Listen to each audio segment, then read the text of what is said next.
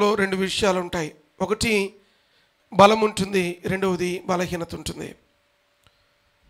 మనుషులుగా కొంతమందికి కొన్ని బలహీనతలు కలిగి ఉంటారు.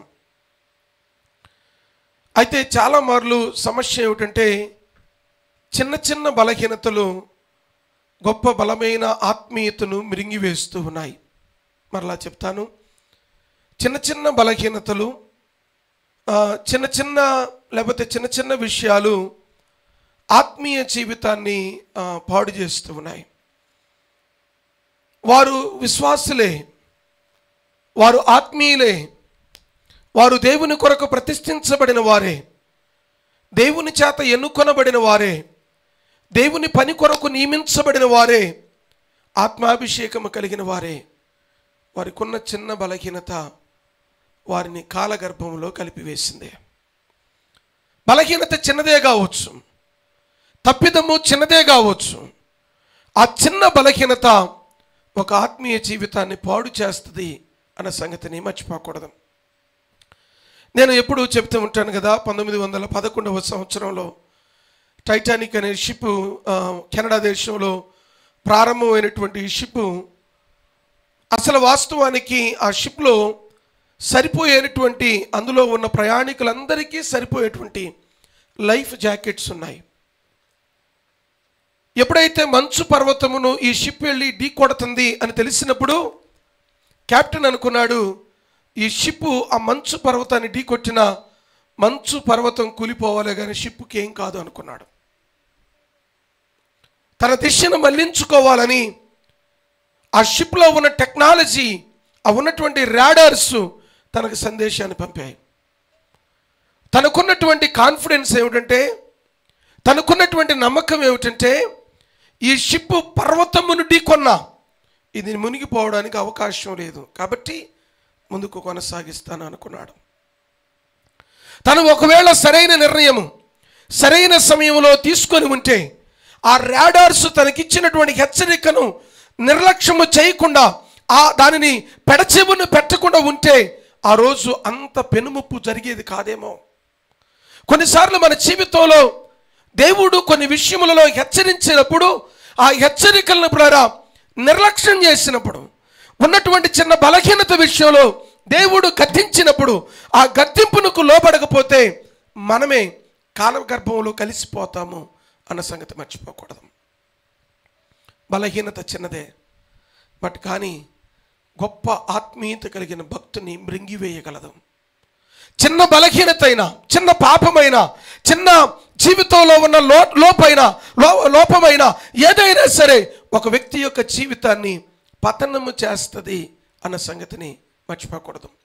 గడిచిన సంవత్సరంలో మీ అందరికీ జ్ఞాపకం ఉందో లేదో నాకు తెలియదు, కానీ అమెరికా దేశం నుండి బయలుదేరినటువంటి ఒక ఏరోప్లేన్ లండన్ వెళుతూ ఉంది.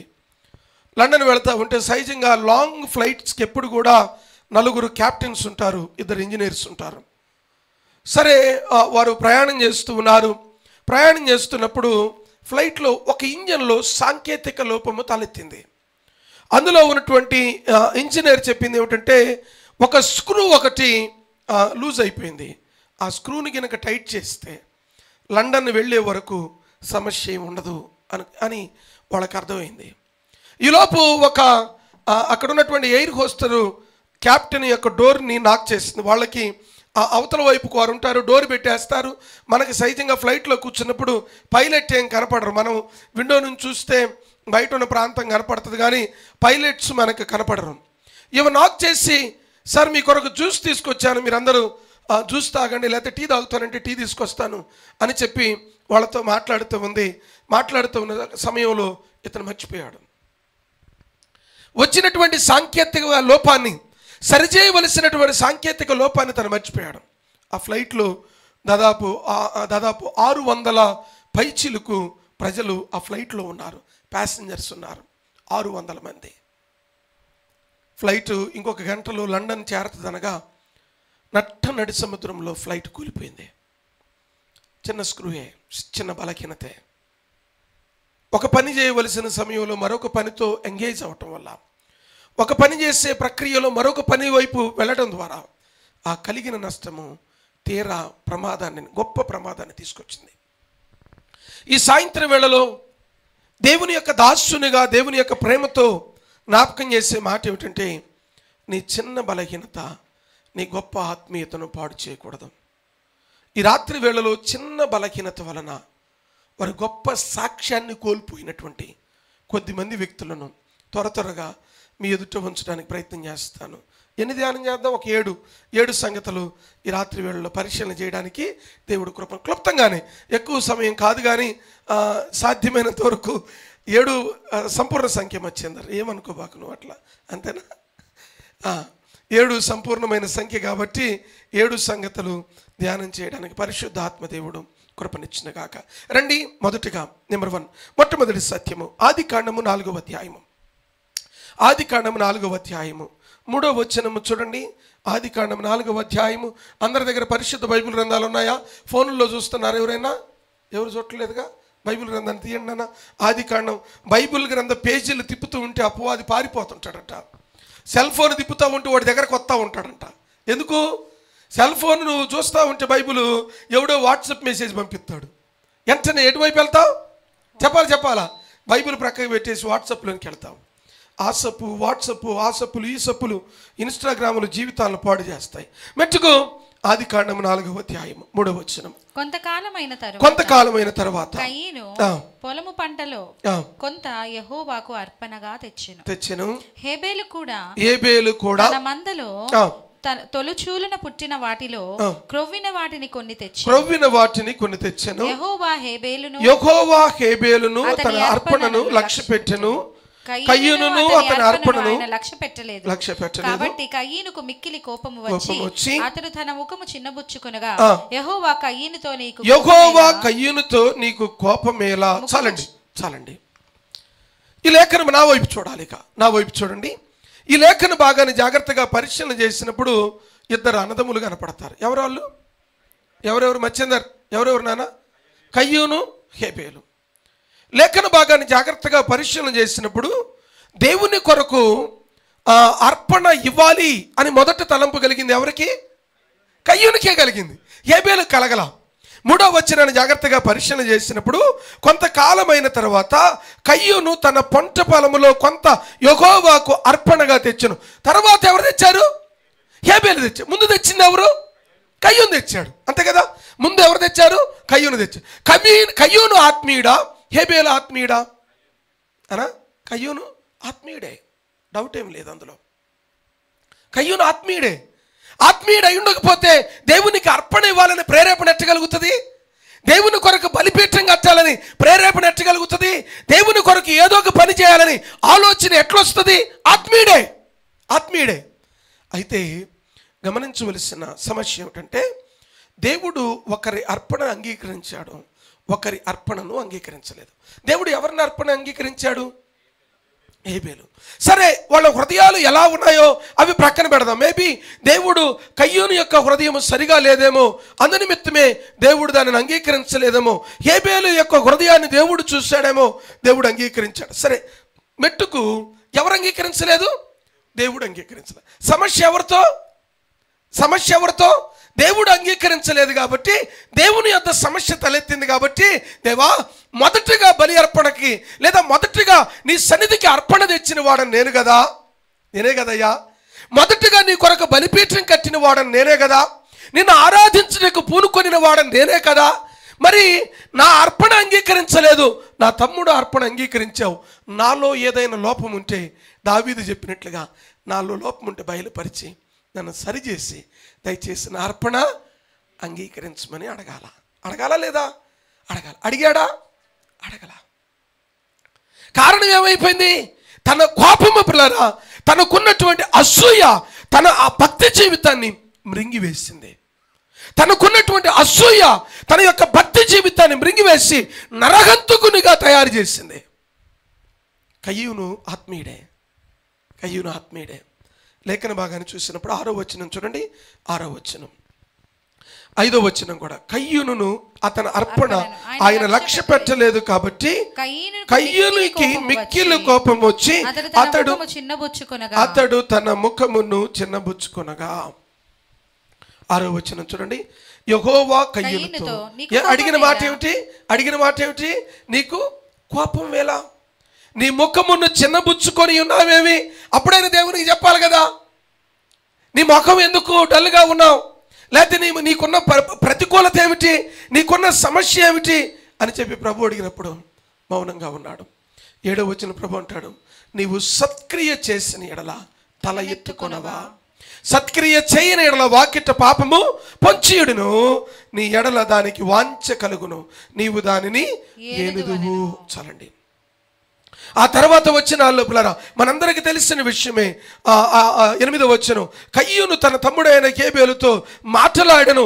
వారు పొలములో ఉన్నప్పుడు కయ్యూను తన తమ్ముడైన హేబేలు మీద పడి అతనిని చంపాను. దేవునికి బలి అర్పించాలనుకున్న మొట్టమొదటి వ్యక్తి కయ్యూను. దేవునిని ఆరాధించాలి అనుకున్న వ్యక్తి కయ్యూను. దేవునికి అర్పణ ఇవ్వాలి అనుకున్నది కయ్యూను. కానీ తనకున్నటువంటి కోపము, తనకున్నటువంటి అసూయ, తనకున్నటువంటి షార్ట్ టెంపర్ తన ఆత్మీయతను పాడు చేసి దేశదిమ్మరిగా తయారు చేసింది. చాలాసార్లు మన జీవితంలో అదే జరుగుతుంది. మన కోపము అనేక మందిని దూరం చేస్తుంది. కొన్నిసార్లు మనకున్నటువంటి కోపము, నాకు చాలా బాధేసే విషయం ఏమిటంటే వేరే మైక్ అన్నాను అక్కడికి, ఆ మైక్ ఆఫ్ రోజు వాళ్ళు తగ్గించమంటే మళ్ళీ ఇది కూడా తగ్గిస్తారు. వేరే మైక్ అన్నాను, ఇంకొక కార్డ్లెస్ ప్లీజ్. Thank you. క్రీస్తునందు ప్రియమైన బిడ్డలారా, జాగ్రత్తగా పరిశీలన చేయవలసిన మాట ఏమిటంటే, నాకు బాధకరమైన లేదా బాధ అనిపించే విషయం ఏమిటంటే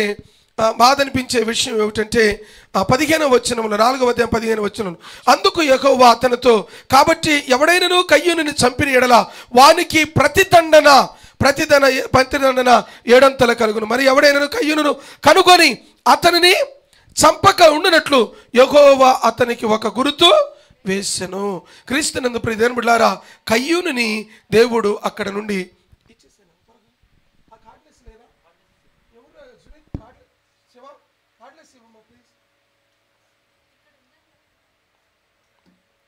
పెద్దోళ్ళు ఎవరు కదలలేకపోతున్నారు పాపం. రైట్, థ్యాంక్ యూ నాన్న.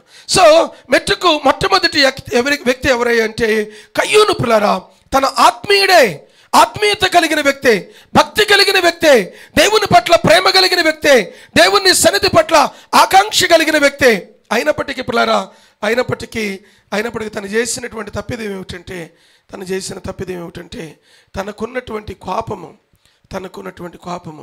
తన భక్తి జీవితాన్ని మింగేసింది. ఈరోజు చాలామంది జీవితాల్లో ఇది సత్యం కాదా? వారికి ఉన్నటువంటి చిన్న బలహీనత, వారికి ఉన్నటువంటి చిన్న కోపము, వారికి ఉన్నటువంటి చిన్న సమస్య వారి ఆత్మీయతను, వారి భక్తి జీవితాన్ని మింగి వేసినటువంటి దాఖలాలు అనేక ఉన్నాయి. నెంబర్ 2, రెండవ సత్యాన్ని దేవుని యొక్క వాక్యములో పరిశీలన చేసినప్పుడు భక్తుడైన సొలొమోను గారు మనకు కనపడతాడు. మొదటి రాజుల గ్రంథము 11వ అధ్యాయము 9వ వచనాన్ని చూడండి. మొదటి రాజుల గ్రంథము 11వ అధ్యాయము 9వ వచనాన్ని చూద్దాం. దేవుని యొక్క వాక్యము ఈ విధంగా సెలవిస్తా ఉంది. మొదటి రాజుల గ్రంథము 11వ అధ్యాయం 9వ. ఇశ్రాయేలుల దేవుడైన యెహోవా అతనికి 2 మార్లు ప్రత్యక్షమై, ఎవరికి? సొలొమోనుకి 2 మార్లు ప్రత్యక్షమై, నీవు ఇతర దేవతలను వెంబడించవద్దని అతనికి ఆజ్ఞాపించను. సొలొమోను హృదయము ఆయన యొద్ద నుండి ఏమైపోయింది? తొలగిపోయింది. ఎంత విషాదం! సొలొమోను ఎవరు? దేవుని చేత ఏర్పరచబడిన వాడు. అదే మొదటి రాజుల గ్రంథం 3వ అధ్యాయంలో మనం చూసినప్పుడు సొలొమోనును గూర్చి అంత అద్భుతమైన మాటలు రాయబడి ఉంటాయి. 3వ అధ్యాయము 1వ వచనము. తర్వాత సొలొమోను ఐగుప్తు రాజు అయిన ఫరో కుమార్తెను పెళ్లి చేసుకుని అతనికి అల్లుడు. సో ఆ 3వ అధ్యాయం కంటే ముందుగా సొలొమోను ప్లారా తను దేవుని సన్నిధిలో ప్రార్థన చేసిన ప్రార్థన మనకు కనబడతా ఉంది. 5వ వచనం, గిబియోనులో యెహోవా రాత్రి వేళ స్వప్నమందు సొలొమోనుకు ప్రత్యక్షమై, నేను నీకు దేనినిచ్చుట నీకు ఇష్టమని దానిని అడుగుమని దేవుడు అతనితో సెలవిచ్చాను. సొలొమోను అంటాడు, అయ్యా నాకు వెండి బంగారాలు అక్కర్లేదు, నీ ప్రజలను పరిపాలించడానికి జ్ఞానము కావాలా, నీ ప్రజలను ఆలడానికి నాకు తెలివి కావాలి అని అడిగిన వ్యక్తి. అయితే తనకున్న బలహీనత ఏమిటంటే తన భార్యలు తన బలహీనత. వారిని బట్టి విగ్రహారాధన చేయడం ప్రారంభం చేశాడు. వారిని బట్టి దేవుని చేత అభిషేకించబడి ఏ దేవుడైతే తన సింహాసనాన్ని స్థిరపరిచాడో, ఏ దేవుడైతే తనని ఆశీర్వదించాడో, ఏ దేవుడైతే తనని హెచ్చించాడో, ఏ దేవుడైతే తనని ఉన్నతమైన ఆధిక్యతలో ఉంచాడో ఆ దేవునిని విడిచిపెట్టి విగ్రహారాధన వైపు మరలాడు. దేవుడు 2 సార్లు హెచ్చరించాడు. వాక్యం సెలవిస్తూ ఉంది. 9వ వచనం చూడండి. ఇశ్రాయేలు దేవుడైన యెహోవా అతనికి 2 మార్లు ప్రత్యక్షమై నీవు ఇతర దేవతలను వెంబడించవద్దని అతనికి ఆజ్ఞాపించును. సొలొమోను హృదయము ఆయన యుద్ధ నుండి ఒకప్పుడు ఎక్కడ ఉండేది? దేవునికి దగ్గరగా ఉండేది. సొలొమోను వంటి జ్ఞానవంతుడు లేడు, నా భూతో నా భవిష్యత్. అంతకు ముందు కానీ తన తర్వాత కానీ సొలొమోను వంటి వారు లేరు. బట్ కానీ ప్రాబ్లం ఏమైందంటే తన విగ్రహారాధన తనకున్నటువంటి భక్తి జీవితాన్ని పాడు చేసింది. భక్తిపరుడే, ఆత్మీయుడే, భక్తుడైన దావీదు యొక్క కుమారుడే అయినప్పటికీ దేవుని యొద్ద నుండి యెహోవా వైపు నుండి తన హృదయము తిరిగి మరొక వైపుకి వెళ్ళినట్లుగా మనం చూస్తున్నాం. అక్కడే అంటాడు చూడండి, యెహోవా తనకిచ్చిన ఆజ్ఞలంతటిను గైకొనకపోగా యెహోవా అతని మీద కోపగించి సెలవిచ్చినదేమనగా నేను నీతో చేసిన నా నిబంధనను కట్టడలను నీవు ఆచరింపకపోవుట నేను కనుగొనుచున్నాను గనుక రాజ్యము నీకు ఉండకుండా నిశ్చయముగా తీసివేసి నీ దాసునికి ఇచ్చేదను. దేన్ని కోల్పోయాడు? రాజరికాన్ని కోల్పోయాడు. ఈ దేన్ని బట్టి? విగ్రహారాధన బట్టి. ఏ దేవుడైతే నీకు ఆధిక్యతనిచ్చాడో, ఏ దేవుడైతే కృపనిచ్చాడో, ఏ దేవుడైతే సింహాసనాన్ని ఇచ్చాడో, ఏ దేవుడైతే భద్రతనిచ్చాడో, ఏ దేవుడైతే క్షేమమునిచ్చాడో, ఏ దేవుడైతే ఘన ధన సంపన్నమైన హోదాను అనుగ్రహించాడో ఆ దేవుని విడిచిపెట్టి విగ్రహాల వైపు తిరిగి తన సింహాసనాన్ని కోల్పోయినట్లుగా చరిత్రలో రాయబడింది. ఆశ్చర్యం ఏమిటంటే దేవుడు ఎంత కృప కలిగిన వాడో చూడండి. ఆ తర్వాత వచ్చిన అంటాడు, నీ సింహాసనాన్ని నీవున్న కాలములో నేను తీసేయను, ఎందుకంటే నీ తండ్రి అయిన దావీదుకి నేను వాగ్దానం చేశానంటాడు. చూడండి 12వ వచనం, అయినను నీ తండ్రి అయిన దావీదు నిమిత్తము నీ దినములయందు నేను అలాగు చేయక నీ కుమారుల చేతిలో నుండి దానిని తీసివేయను. నా దాసుడైన దావీదు నిమిత్తమును నేను కోరుకొనిన యెరూషలేము నిమిత్తము ఒక్క గోత్రము నీ కుమారునికి ఇచ్చేదని దేవునికి స్తోత్రం కలుగును గాక. ఇక్కడే ఒక పెద్ద ప్రసంగం ఉంది. గమనించవలసినటువంటి మాట ఏమిటంటే, 2వ వ్యక్తి బైబిల్ గ్రంథంలో మనకు కనపడే 2వ వ్యక్తి ఎవరంటే సొలొమోను గారు కనపడుతున్నాడు. భక్తి కలిగిన వాడే. తన బలహీనత తన భక్తిని రింగేసింది. చిన్న తప్పిదమే, తెలియక చేసే తప్పిదం. ఎవడైనా ఈ చెడ్డ అలవాట్లు కలిగిన వారు, స్మోకింగ్ డ్రింకింగ్ చేసేవాళ్ళు వాళ్ళు ఒకసారే అని స్టార్ట్ చేస్తారు. అంతేనా? రోజు తాగుదామని స్టార్ట్ చేస్తారా? ఒకసారే ఇదే లాస్ట్ అనుకుంటారా? అబ్బో, ఒకసారే అని ప్రారంభం చేస్తారు. మెల్లమెల్లగా దానిలో కూరుకొనిపోయి దానిలో నుండి బయటికి రాలేనటువంటి స్థితిలోకి వస్తారు. సాలిపురుగు తెలుసా మీ అందరికీ? సాలిపురుగు గూడు కడతా ఉంటుంది, భలే అల్లుతుంది కదా, అద్భుతంగా అల్లుతుంది. అది అల్లినట్టు ఎవరో అల్లటానికి చేత కాదు. సాలిపురుగుకున్న ఒక లక్షణం ఏంటంటే, అంతటి గూడు అల్లుకుంటా వచ్చి దానికున్న ప్రిన్సిపల్ ఏమిటంటే దిగటము మధ్యలో దారము కింద కొదిలి దిగుదాం అనుకుంటుంది. అర్థమైందా? మీరు ఎప్పుడైనా గమనించండి, సాలిపురుగు ఆ మధ్యలో దారం ఒకటి వదిలి దానికి వేలాడబడతా చచ్చిపోద్ది. ఎందుకంటే ఎంత కిందకి దిగాలో దానికి తెలియదు. గూడైతే కడుతుంది, తను అనుకుంటుంది అంతా కట్టిన తర్వాత మధ్యలో నుంచి నేను జాగ్రత్తగా దిగుతాను అనుకుంటుంది.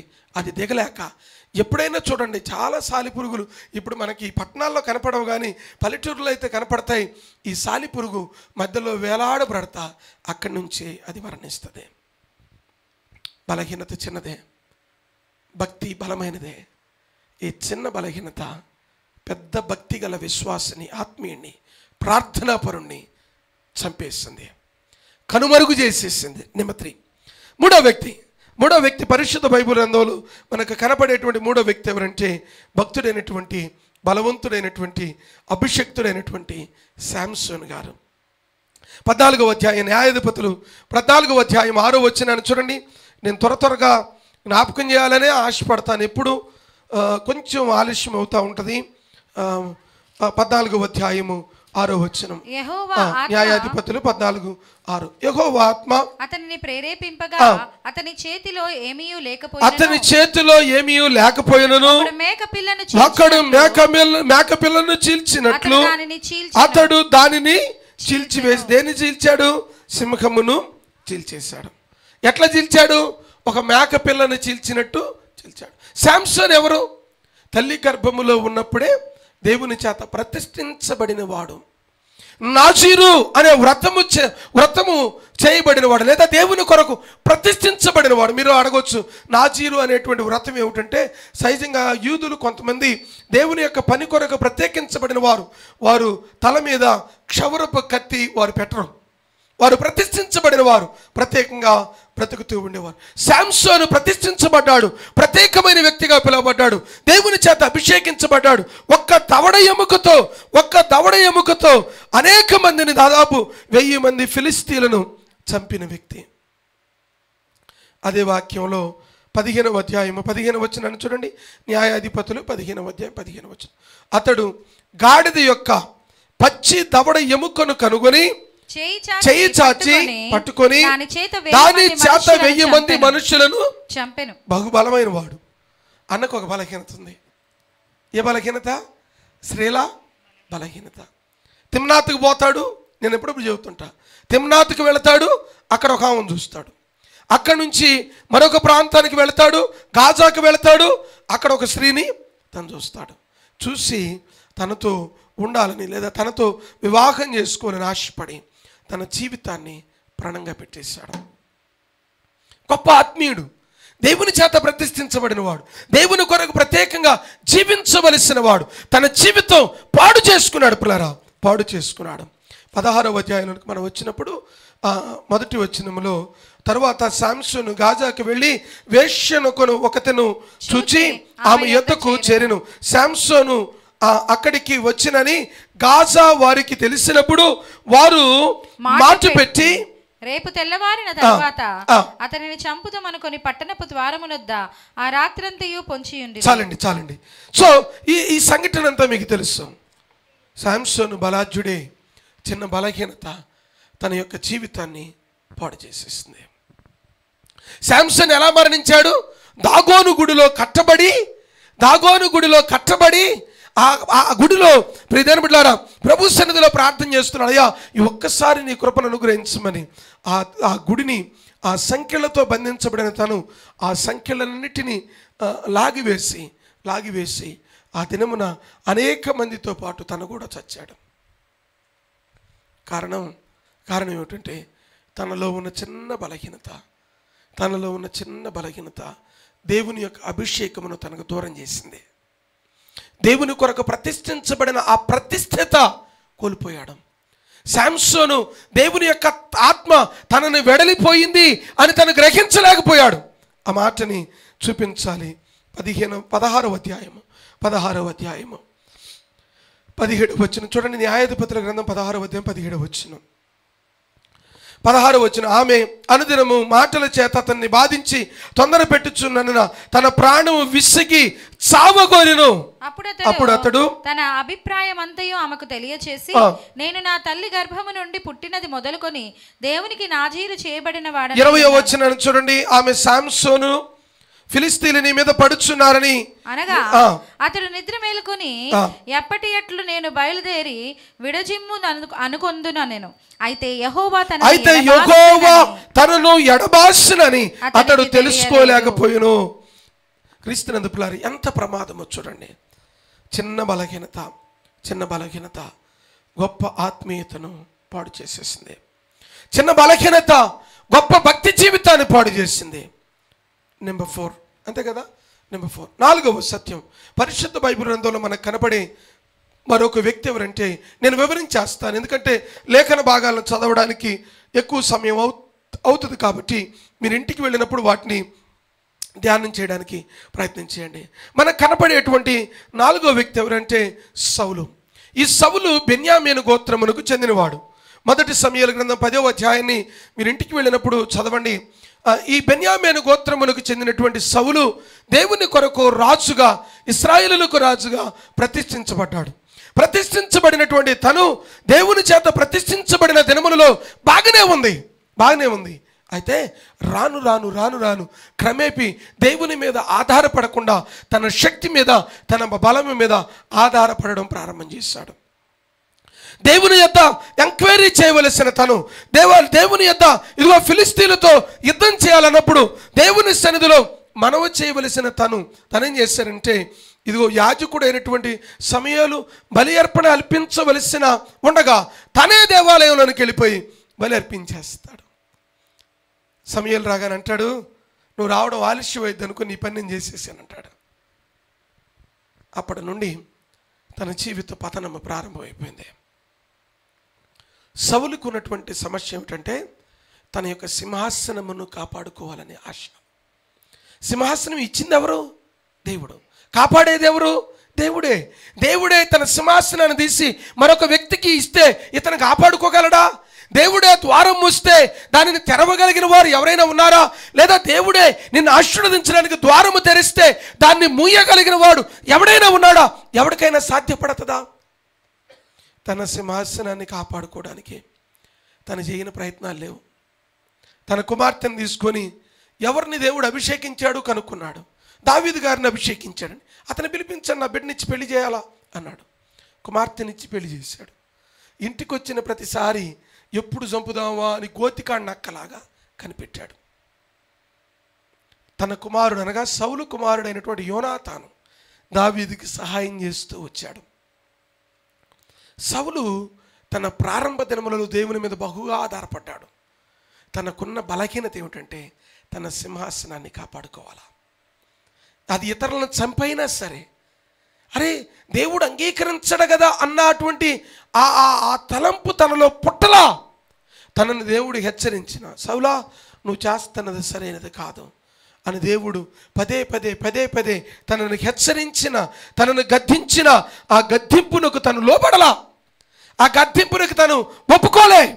ఆ గద్దింపునకు తను ఒప్పుకొనకుండా, లోబడకుండా చివరికి తన స్థితి ఏమైపోయిందంటే ఆత్మహత్య చేసుకొని చనిపోయాడు.